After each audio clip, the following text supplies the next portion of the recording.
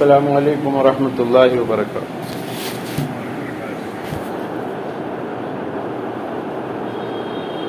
درود شریف پڑھ لیجیے، ایسے بیٹھے جیسے قاعدہ میں بیٹھتے ہیں، نماز پڑھتے ہیں۔ ماشاءاللہ، اللہ آپ کو بہت ہی قبول فرمائے۔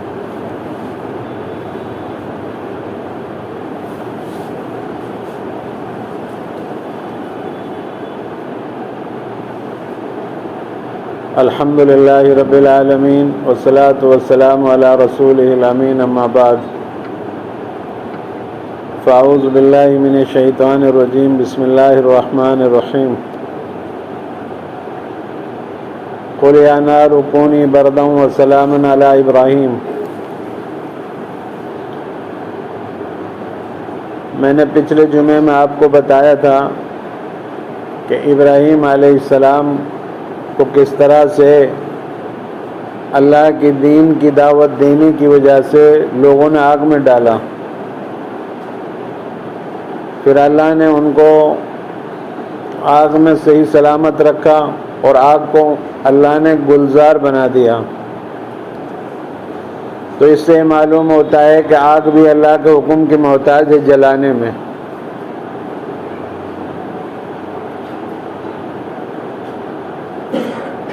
اور ابراہیم علیہ السلام نے پھر دین کی خاطر اپنا وطن عراق چھوڑ دیا اللہ کے حکم سے۔ اس سے معلوم ہوتا ہے جہاں ہم دین پر صحیح طریقے سے عمل نہیں کر سکتے، جمعہ اور جماعت میں شرکت نہیں کر سکتے، تو ایسی جگہ سے ہجرت کر جانا چاہیے۔ ابراہیم علیہ السلام کو مشرکین نے ستایا، پریشان کیا، آپ کو وہاں سے ہجرت کرنا پڑا اللہ کے حکم سے، اور فلسطین میں جا کر رہے۔ کتنی قربانی دی، اپنے گھر بار کو چھوڑنا کتنا مشکل ہوتا ہے، لیکن دین کے لیے انہوں نے کتنی قربانیاں دی۔ گھر بار، وطن، اپنے رشتہ دار، اپنے برادری، کنبہ سارا چھوڑ دیا، پریوار، اللہ کے لیے۔ اور آگ سے بھی گریز نہیں کیا، آگ میں بھی جانے کے لیے تیار۔ آگ کے اندر جبرائیل آئے کہ میری مدد کی ضرورت ہے، میکائیل نے کہا کہ میں بارش برسا دوں اگر کہو تو، اسرافیل نے کہا کہ میں پھونک مار دوں تو ساری آگ تہس نہس ہو جائے گی۔ ابراہیم علیہ السلام نے کہا اپنی مرضی سے آئے ہو یا اللہ کے حکم سے؟ یوں کہ ہم اپنی مرضی سے آئیں، یوں کہ نہیں، جس ذات کے لیے میرے ساتھ یہ معاملہ ہو رہا ہے وہ میرے لیے کافی ہے، تمہاری ضرورت نہیں ہے۔ جبرائیل علیہ السلام تمہاری بھی ضرورت نہیں، میکائیل تمہاری بھی ضرورت نہیں، اسرافیل عزرائیل تمہاری بھی ضرورت نہیں۔ جس ذات کے لیے میرے ساتھ یہ معاملہ ہو رہا ہے وہ میرے لیے کافی ہے۔ اس کے بعد سفید داڑھی ہو گئی، 84 سال کی عمر ہو گئی، فلسطین میں آ کر اللہ سے دعا مانگ رہے ہیں، اللہ میرے لیے کوئی ایسا ہونہار بچہ عطا فرما جو حلیم ہو، بردبار ہو، جو دین کا کام کو لے کر آگے بڑھے۔ میرے بھائیو، دین کی شرط ضرور، دین کی محنت بہت ضروری ہے۔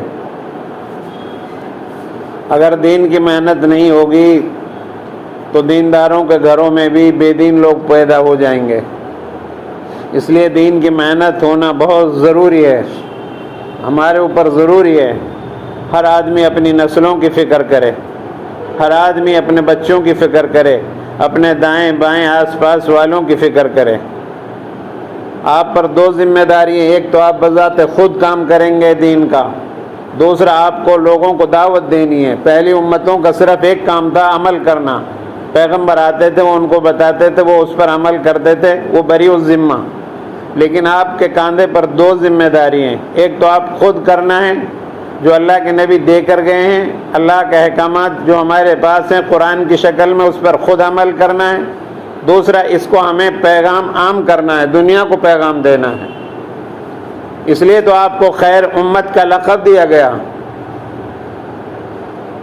اسی طرح دیکھو یعقوب علیہ السلام جب موت کا وقت ان کا قریب آیا تو سارے بچوں کو بلا رہے ہیں، اپنے بیٹوں کو بلایا، اپنے پوتوں کو بلایا، اپنے پریوار کے لوگوں کو سب کو جمع کیا. فکر تھی ان کو، فرمایا اپنے سب لوگوں کو جمع کر کے کہ میرے بعد تم کس کی عبادت کرو گے. یعقوب علیہ السلام جیسے جلیل القدر پیغمبر کو اپنے نسلوں کی فکر تھی، اپنے بچوں کی فکر تھی. انہوں نے پوچھا بلا کر جمع کر کے میرا موت کا وقت قریب ہے اور ناکارہ عمر سے گزر رہا ہوں، پیرانہ سالی سے گزر رہا ہوں، یہ بتاؤ تم میرے بعد کس کی عبادت کرو گے؟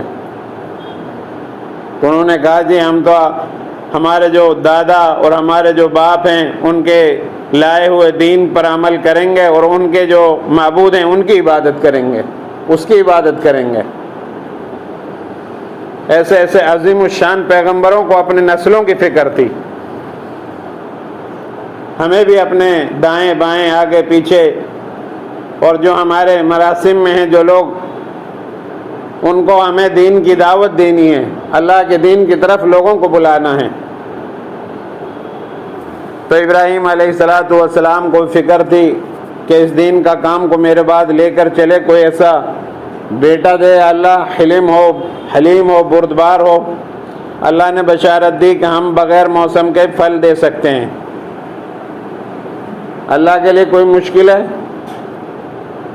جس پہ بچہ نہ ہو، بانجھ ہو وہ عورت، اللہ اس کے پیٹ سے بچہ پیدا کر سکتا ہے، بغیر باپ کے پیدا کر سکتا ہے. آدم علیہ السلام کو ماں اور باپ کے بغیر پیدا کیا، اور عیسیٰ علیہ السلام کو بغیر باپ کے ماں کے ذریعے سے پیدا کیا. تو ہر طرح سے قادر اور مطلق ہے، جو چاہتا ہے کرتا ہے، سب اس کے ہاتھ میں ہے. تو دعا مانگی ابراہیم علیہ السلام نے، اللہ نے بچہ دے دیا. کئی امتحانات سے گزر رہے ہیں. ادھر جو ہے بت خانے میں نمرود نے سازش رچی، وہاں سے بھی گزرے امتحان میں، پھر آگ کے امتحان سے گزرے، پھر اپنے گاؤں عراق کو چھوڑنا پڑا اور پھر فلسطین میں آئے تو یہاں بچے کی دعا مانگی. پیرانہ سالی میں بچے سے کتنی محبت ہوتی ہے، اپنے اکلوتا بیٹے سے. اب اللہ نے بیٹا تو دے دیا اور یہ امتحان بھی کے لیے بھی پرچہ دے دیا کہ جاؤ اس بچے کو وہاں چھوڑ کر آؤ جہاں آج مکہ کی بستی آباد ہے. اس زمانے میں نہ وہاں بستی تھی، نہ وہاں بلڈنگ تھی، نہ وہاں کوئی کنواں تھا. لقودق میدان تھا، کاردار جھاڑیاں، چاروں طرف پہاڑ ہی پہاڑ، چیر پھاڑ کر کھانے والے جانور، سنسناتی ہوئی ہوا اور تپتی ہوئی ریت اور زبردست دھوپ. وہاں کوئی ٹھہرنے کے لیے تیار نہیں، وہاں کوئی نام و نشان انسان کا نہیں تھا، سب خطرہ ہی خطرہ تھا. لیکن اللہ کا حکم تھا. کتنا مشکل ہوتا ہے. موسیٰ علیہ السلام کو ان کی ماں نے دریا میں ڈالا، نیل میں، اللہ کا حکم تھا. ادھر ابراہیم علیہ السلام کو حکم ہو رہا ہے کہ اپنے بیٹے کو لے جا کر وہاں چھوڑ کر آؤ. لے گئے، کچھ کھجوریں دے دی، ایک مشکیزے میں تھوڑا سا پانی دے دیا اور وہاں چھوڑنے کے لیے گئے. اور اللہ کا حکم ہو گیا کہ واپس آ جاؤ. جیسے اللہ کا حکم ہوا وہاں سے واپس آنے لگے. ماں ہاجرہ کہنے لگی آپ ہمیں اس لق و دق میدان میں کہاں چھوڑ کر جا رہے ہیں؟ ابراہیم علیہ السلام نے کوئی جواب نہیں دیا. ماں ہاجرہ نے معلوم کیا کیا یہ اللہ کا حکم ہے؟ ابراہیم علیہ السلام نے چلتے ہوئے فرمایا بغیر مڑے، یہ اللہ کا حکم ہے. تو ان کے گھر سے بھی ماں ہاجرہ ایسی صبردار اور ایسی عظیم الشان خاتون، انہوں نے فرمایا اگر یہ اللہ کا حکم ہے تو اللہ پھر ہمیں ضائع نہیں کرے گا. اس لیے میں کہتا ہوں دیندار بچیوں سے نکاح کرو. کوئی آدمی کسی عورت سے اس لیے نکاح کرے خوبصورت ہے، یہ نیت باطل ہے. کوئی آدمی اس لیے نکاح کرے کہ اس کا حسب نسب بہت بڑا ہے، یہ باطل نیت ہے. اس لیے نکاح کرے کہ یہ مالدار ہے، یہ بھی باطل نیت ہے۔ اللہ کے رسول نے فرمایا تم دیندار اور تقوی پر نکاح کرو،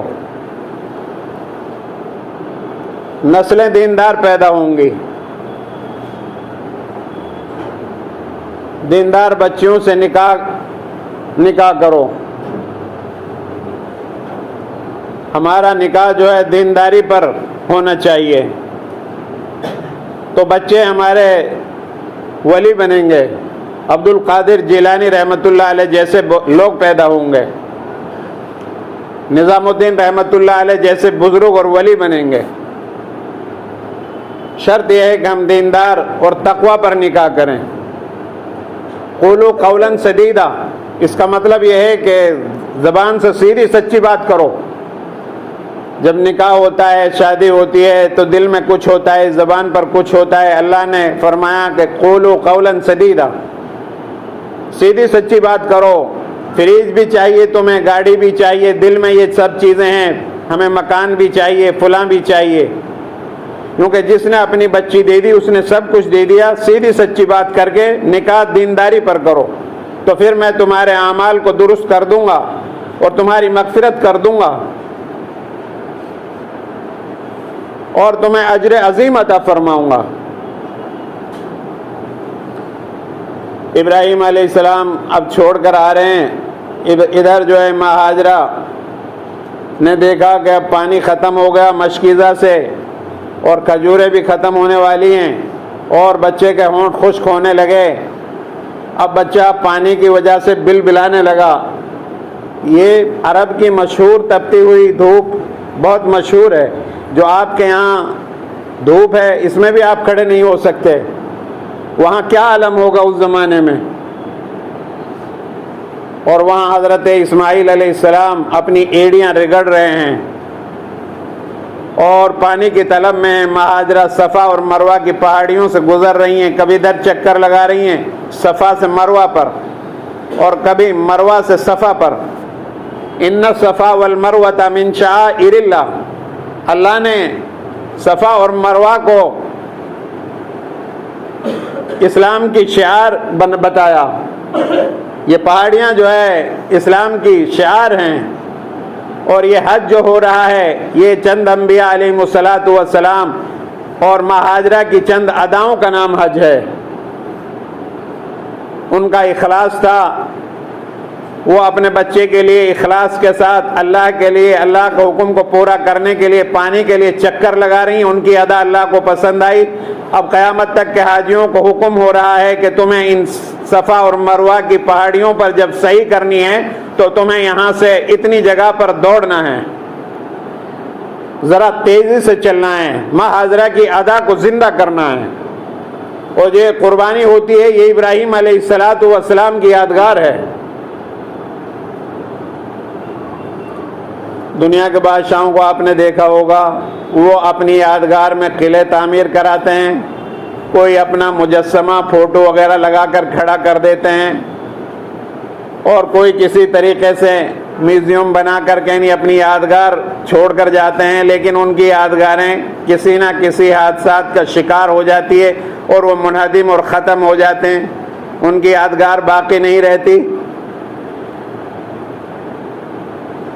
لیکن انبیاء علیہ الصلاۃ والسلام نہ کوئی قلعہ تعمیر کراتے، نہ کوئی جو ہے مجسمہ کھڑا کراتے۔ ان کا اخلاص کی برکت سے اللہ اس طرح سے ان کی یادگار کو تازہ رکھتے ہیں، زندہ رکھتے ہیں۔ قربانی ہوتی ہے بقرعید کے دن 3 دن تک، اور ایسا لگتا ہے کہ یہ واقعہ ابراہیم علیہ السلام کا کل کا ہی ہے۔ یہ ان کے اخلاص کی برکت ہے، اس لیے اخلاص سے تھوڑا سا عمل بہت زیادہ ہو جاتا ہے۔ بغیر اخلاص کے ساتھ ریاکاری سے بڑا عمل بھی کم ہے، اللہ کی نظر میں ختم ہے، کچھ ویلو نہیں ہے۔ حدیث میں آتا اگر آپ نے دکھلاوا ریاکاری کے لیے حج کیا، ریاکاری کے لیے خرچ کیا، یا ریاکاری کے لیے نماز پڑھی، ریاکاری کی وجہ سے، دکھلاوے کی وجہ سے روزہ رکھا، زکوٰۃ دی، یا کسی پر خرچ کیا ریاکاری کی وجہ سے، تو قیامت کے روز یہ ریاکاری ہونے کی وجہ سے آپ کے منہ پر مار دی جائے گی اور کوئی قبول نہیں ہوگی۔ اللہ فرمائے گا کہ تجھے شہرت کی ضرورت تھی، تیری شہرت ہو چکی، مالدار کو قیامت کے روز اللہ بلائے گا، فرمائے گا کہ تجھے مال دیا تھا، کیا حق ادا کیا؟ وہ کہے گا کوئی کار خیر ایسا نہیں جس میں میں نے خرچ نہ کیا ہو تیرا حکم کے مطابق۔ اللہ فرمائے گا کہ نہیں نہیں، تو جھوٹ بولتا ہے، تیرا مقصد دکھلاوا ریاکاری تھی، آج کچھ نہیں تیرے پاس تیرے لیے ہمارے یہاں، جاؤ اس کو اوندے منہ جہنم میں ڈالو۔ بڑے بڑے لوگ پکڑے جائیں گے۔ ریاکاری سے بچنے کی کوشش کرنا ہے، اخلاص ابراہیم علیہ السلام والا جیسا اخلاص اپنے اندر پیدا کرنا ہے۔ چنانچہ ابراہیم علیہ السلام کی جو بیوی حاجرہ تھی وہ دوڑ رہی ہیں، جبرائیل علیہ السلام کو اللہ کا حکم ہوتا ہے کہ یہاں ایک چشمہ جاری کر دو، اور اس پانی کا نام زمزم کا نام دیا گیا۔ یہ مقدس پانی ہے۔ دنیا میں بہت سارے پانی ہے، پنجاب کا پانی کتنا زبردست ہے، آدمی کتنا لمبا ہوتا ہے وہاں کا، یہ پانی کی وجہ ہے۔ وہاں کا گیہوں، وہاں کی فصل زبردست ہوتی ہے۔ اسی طرح زرخیز زمین جہاں ہوتی ہے وہ پانی کی وجہ سے، پانی کا بڑا دخل ہوتا ہے زمین پر، فصل پر، انسانوں پر۔ پانی اچھا ہوگا تو سارے انسان کا جسم اور فصلیں اچھی آئیں گی۔ تو بہت سارے دنیا میں پانی ہے، طرح طرح کمپنیاں پانی بنا رہی ہیں، لیکن جو فضیلت اور فوقیت اللہ نے ان تمام پانیوں پر آب زمزم کے پانی کو عطا فرمائی ہیں، کسی اور پانی کو عطا نہیں فرمائی۔ اللہ کے رسول صلی اللہ علیہ وسلم نے ارشاد فرمایا، جو آدمی زمزم کا پانی بھوک مٹانے کے لیے، بھوکا آدمی پیے گا تو اس کی بھوک کو اللہ ختم فرما دے گا۔ بیمار آدمی پیے گا تو بیماری دور ہو جائے گی، اس کو شفا ملے گی۔ جو آدمی جس نیت سے اس پانی کو پیے گا، سیراب ہو کر اللہ اس کی اس نیت میں کامیابی اور برکت عطا فرمائے گا۔ کتنا سال گزر گئے، آج تک وہ پانی موجود ہے۔ آپ نے دیکھا ہوگا 400 سال، 300 سال، 100 سال بعد کنویں بند ہو جاتی ہیں، ان کی سوتیں خشک ہو جاتی ہیں اور وہ جو ہے منہدم ہو جاتے ہیں کنویں، لیکن یہ قیامت تک ایسے ہی پانی جاری اور ساری رہے گا، اور ہزاروں گیلن ہر سال لاکھوں انسان لے جاتے رہیں گے، اور اس میں کبھی کمی نہیں آئے گی۔ یہ ابراہیم علیہ السلام کی برکت سے اور جبرائیل علیہ السلام کی برکت سے، اسماعیل علیہ السلام کی برکت سے اللہ نے ہمیں عطا فرمایا ہے۔ حدیث میں آتا ہے منافق اس پانی کو سیراب ہو کر نہیں پیتا، مومن اس پانی کو سیراب ہو کر پیتا ہے۔ بہت سے لوگ کھڑے ہو کر پینا پسند کرتے ہیں، نہیں، کوئی ضروری نہیں کھڑے ہو کر پانی۔ اللہ کے رسول صلی اللہ علیہ وسلم نے ایک مرتبہ اس لیے کھڑے ہو کر پانی پیا تھا زمزم کا کہ وہاں بیٹھنے کی کوئی جگہ نہیں تھی، اس لیے کھڑے ہو کر پیا۔ اس کو بیٹھ کر پیا جائے، ادب کے ساتھ پیا جائے۔ بہرحال اللہ تبارک و تعالیٰ نے جبرائیل علیہ السلام، اسماعیل علیہ السلام، ابراہیم علیہ السلام کی برکت سے یہ پانی عطا فرمایا، اور ابراہیم علیہ السلام نے مکہ کی بستی کے لیے اور مدینہ منورہ کی بستی کے لیے، ان کے لیے دعائیں مانگی ہیں، خیر کی، برکت کی۔ اللہ کے رسول صلی اللہ علیہ وسلم نے فرمایا جو آدمی وہاں حج کے لیے جائے، عمرہ کے لیے جائے، تو میرے وطن کے لوگوں پر زیادہ سے زیادہ خرچ کرے اور اخلاص کے ساتھ حج کرنے کے لیے جائے، ریاکاری نہ ہو۔ پھول مالائیں پہنائے جا رہے ہیں، پہلے دعوتیں کی جا رہی ہیں۔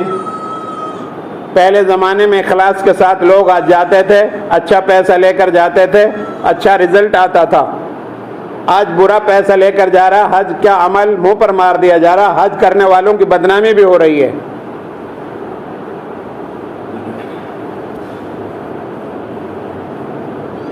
اس لیے میرے بھائیوں، حج کا سفر اخلاص کے ساتھ کیا جائے، ہمارے اوپر جو لوگوں کے حقوق ہیں ان کو ادا کیا جائے، لوگوں سے معافی تلافی کر لی جائے، اور زندگی میں یہ انقلاب لانے کے لیے، اچھا انسان بننے کے لیے یہ عمل آخری عمل ہے حج کا۔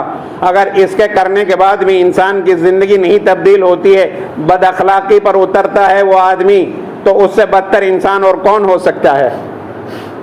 شیطان ورگلاتا ہے حج کرنے کے بعد، تو طواف کر کے آ گیا، صفا اور مروہ کی تو نے چکر لگا لیے، بیت اللہ کا طواف کر لیا، حجر اسود کا بوسہ دے دیا، عرفات میں، منی میں، مزدلفہ میں، ان سب میں تو نے حاضری دے دی، تیرے سارے گناہ معاف ہیں، جو چاہے تو کر۔ تو شیطان اس طرح ورگلاتا ہے حاجیوں کو۔ تو چوکنا رہیں ہم لوگ، اور پھول مالائیں ڈال کر نہ جائیں، روتے ہوئے اللہ کے لیے اخلاص کے ساتھ اپنے گھر سے جو مسنون دعائیں ہیں ان کو یاد کر کے نکلیں۔ برادری کو بلایا جاتا ہے، اکٹھے ہوتے ہیں لوگ، تعریفیں ہو رہی ہیں، میں نے 5 حج کر لیے، میں نے 8 حج کر لیے، میں نے 3 حج کر لیے، میں نے اتنے عمرہ کر لیے۔ تو میرے بھائیوں، ریاکاری سے بچنا ہے۔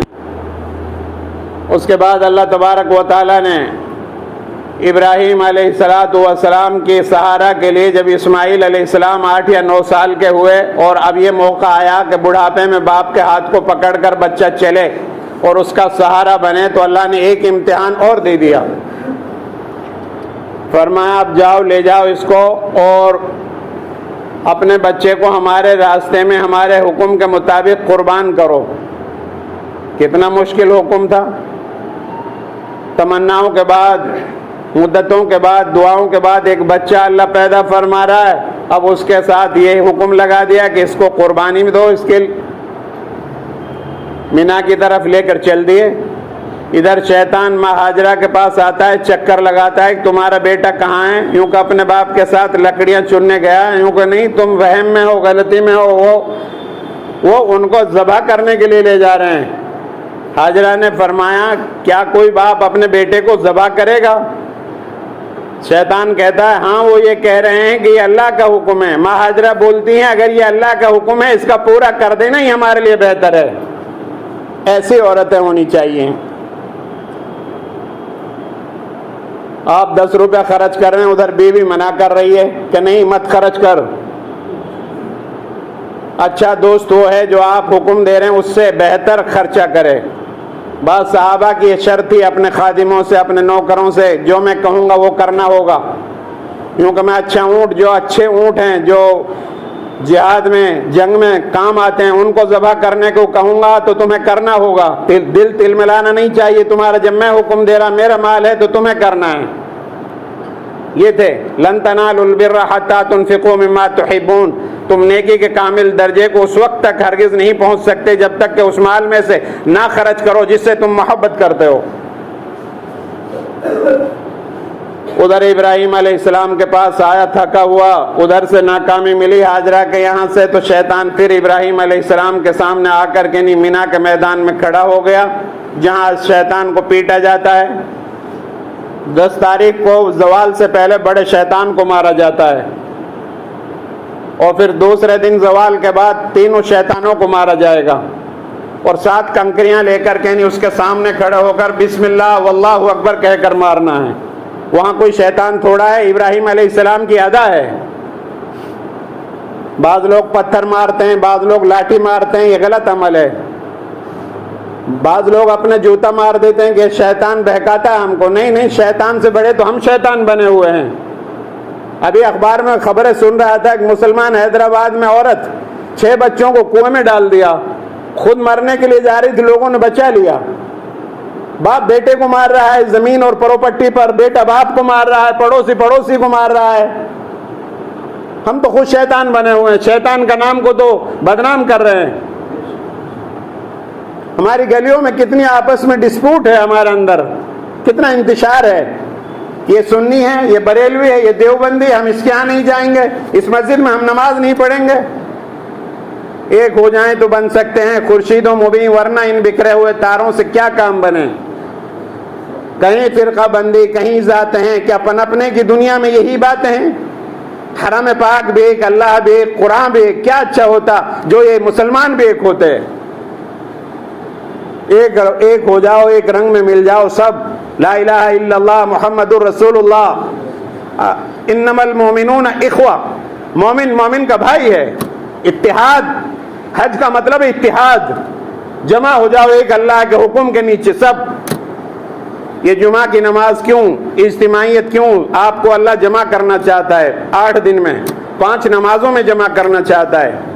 جو ہفتے 5 نمازوں میں جمع نہیں ہو سکتے، جمعے میں آئیں گے ضرور، عید میں آئیں گے، سب جمع ہو جاؤ۔ پھر حج پہ آؤ، کالا گورا، امیر غریب، بادشاہ فقیر، سب کا لباس ایک، سب کا ایک ہی آواز، لبیک اللہم لبیک، سب دیکھو وہاں جا کر کے نہیں، کوئی پیسے والا نہیں، کوئی، سب فقیر ہیں اللہ کے در کے۔ عرفات کے میدان میں زوال کے بعد سارے دھوپ میں کھڑے ہو کر اللہ کے سامنے گڑ گڑانا، یہ سنت کا عمل ہے، کھڑے ہو کر سب فقیر بن جاؤ میرے در کے۔ پتہ نہیں کس کی برکت سے سارے حجاج کی دعا کو اللہ قبول کر لے اور ان کے حج کو قبول کر لے۔ کسی کو حقیر نہ سمجھو، شرابی ہے، شراب پی رہا ہے، بظاہر عمل برا ہے، لیکن اس کو حقیر نہ، حکمت سے اس کو منع کرو۔ جواری ہے، جوا کھیل رہا ہے، اس کو حکمت سے صحیح راستے پر لاؤ۔ یہ نہ کہو لو جی اس سے ملو، یہ تو 5 وقت جمعے کی بھی نہیں پڑھتا۔ تو ابراہیم علیہ السلام کے سامنے بھی وہ آیا شیطان، ابراہیم علیہ السلام کے سامنے پھر جبرائیل آئے اور شیطان نے کہا کہ آپ اس بچے کو کیوں ذبح کر رہے ہیں؟ میں آپ کا ہمدرد بن کر، درویش بن کر، فقیر بن کر آیا ہوں، اور آپ ایسا مت کرو، ایک بچہ ہے آپ کا، آپ کے بعد آپ کا یہ دین کا کام کرے گا، آپ کا سہارا بنے گا۔ تو جبرائیل نے آ کر حضرت ابراہیم علیہ السلام کی رہنمائی فرمائی شیطان ہے کنکری اٹھاؤ اور بسم اللہ واللہ اکبر پڑھ کر مار دو۔ جہاں ابراہیم علیہ السلام نے 3 جگہ شیطان نے ورگلایا، وہیں پر آج بھی شیطان کو 3 جگہ پیٹا جاتا ہے۔ پھر اللہ کے حکم سے بچے کو آنکھوں پر پٹی باندھ کر قبلہ کی طرف رخ کر کے چھری لے کر اللہ کے حکم سے ذبح کرنے کے لیے تیار ہیں۔ ادھر چھری چلا رہے ہیں، اللہ کے حکم سے چھری کاٹ نہیں رہی۔ ابراہیم علیہ السلام چھری کو پھینک کر مارتے ہیں، چھری میں تجھ سے درخت کاٹتا، ٹہنی کاٹتا تو وہ بھی ٹکڑا ٹکڑا ہو جاتے، ریزہ ریزہ ہو جاتے۔ کسی جانور کو ذبح کرتا تو وہ بھی ٹکڑا ٹکڑا، گوشت بوٹی تکا اس کا سب ایک جگہ ہو جاتے، لیکن تو اس میرے لخت جگر کا ایک بال بھی نہیں کاٹ پا رہی ہے۔ جب پھینک کر ماری تو اللہ نے غیبی آواز بھیجی چھری کے اندر سے، اے ابراہیم یہ بتا تیری مانوں، اے خلیل تیری مانوں کو جلیل کی مانوں، تیرا حکم ہے کہ کاٹ، اور اس جلیل القدر عظیم الشان اللہ کا حکم ہے کہ نہیں۔ پھر اللہ کی طرف سے آواز آتی ہے، غیبی آواز آتی ہے کہ ابراہیم تیری قربانی ہم نے قبول کر لی، بس کرو بس کرو، تمہارا امتحان قبول ہو گیا، تم کامیاب ہو امتحان میں۔ پھر آسمان سے ایک مینڈا لایا گیا جانور، اس کو حضرت ابراہیم علیہ السلام نے ذبح کیا، اور وہ یادگار قیامت تک قربانی کر کے منائی جاتی رہے گی۔ سب سے بہتر دن قربانی کا بقرعید کے دن ہے، اس کے بعد دوسرا دن، تیسرے دن قربانی ادا ہو جائے گی، فضیلت کا کوئی درجہ حاصل نہیں ہوگا۔ اصل میں حج جو ہے، قربانی جو ہے حج کے ادا کر کے شکرانے کی، ایک جانور ذبح کرنے کا نام ہے، لیکن جو لوگ حج پر نہیں جا سکتے ہیں اپنی اپنی جگہ پر حاجیوں کا طریقہ اختیار کر لیں گے تو اللہ حاجیوں کے حج کے ثواب میں ان کو بھی شامل فرما لے گا۔ تو قربانی کے اندر اللہ تبارک و تعالیٰ کے احکامات چھپے ہوئے، اس لیے قربانی کی جاتی ہے۔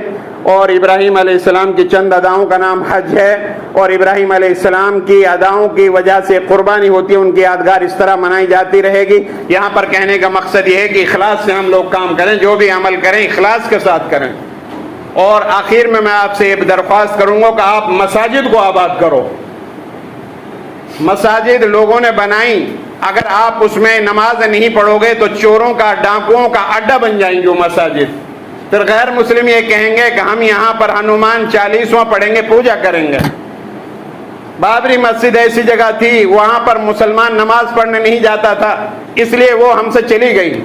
گیان واپی کی مسجد جو ہے وارانسی میں، وہاں پر 500 آدمیوں کی گنجائش والی مسجد میں 10 آدمی نماز پڑھتے ہیں۔ امام صاحب کو ایک مرتبہ سردیوں کے موسم میں نے پڑھا تھا، اپیل کرنی پڑی کہ مسجد کو آباد کرو۔ جب مساجد میں نماز پڑھنے نہیں جائیں گے تو مساجد کو مسمار کریں گے لوگ۔ آپ اپنی مسجدوں کو آباد کرو، اخلاص کے ساتھ آباد کرو۔ اللہ کے رسول صلی اللہ علیہ وسلم کے زمانے میں منافقین نے ایک مسجد تعمیر کرائی، ان کا مقصد تھا مسلمانوں میں اس کے ذریعے سے تفریق پیدا کرنا۔ اللہ نے آپ کی رہنمائی فرمائی یہ مسجد نہیں ہے، اس میں آپ ہرگز قدم نہ رکھو، بلکہ اس کے مقابلے میں جو مسجد ہے، مسجد نبوی قباء، اس میں نماز پڑھو، وہ تقوی پر رکھی گئی ہے اس کی بنیاد۔ ہم اپنی مسجدوں کو تقوی پر بنیاد رکھیں۔ آج مسجدیں بنائی جا رہی ہیں، تیلی برادری کی ہے، یہ سیفی برادری کی ہے، یہ قریشی برادری کی ہے، یہ حنفیوں کی ہے، یہ جو ہے سنیوں کی ہے، شیعوں کی ہے۔ تو مسجدوں میں کیسے رونق رہ سکتی ہے؟ مسجدیں کیسے آباد ہوں گی؟ یہاں سب کو آنے کی اجازت ہونی چاہیے۔ مسجد اللہ کا گھر ہے، جو اللہ کا گھر بنواتا ہے اللہ اس کو جنت میں گھر بنا دیتا ہے۔ مساجد کو آباد کریں، نمازوں کی پابندی کریں، اللہ کی طرف متوجہ ہوں، دعاؤں کا اہتمام کریں، صدقہ اور خیرات کریں، نمازوں کی پابندی کریں، اور بڑوں کا اکرام، چھوٹوں پر رحم سلام کو عام کریں، اور غریبوں مسکینوں کا خیال رکھیں، اور ایسے وقت نماز پڑھیں جب لوگ سو رہے ہوں۔ اللہ سے دعا ہے اللہ رب العالمین مجھے اور آپ سب کو ان باتوں پر عمل کرنے کی توفیق عطا فرمائیں۔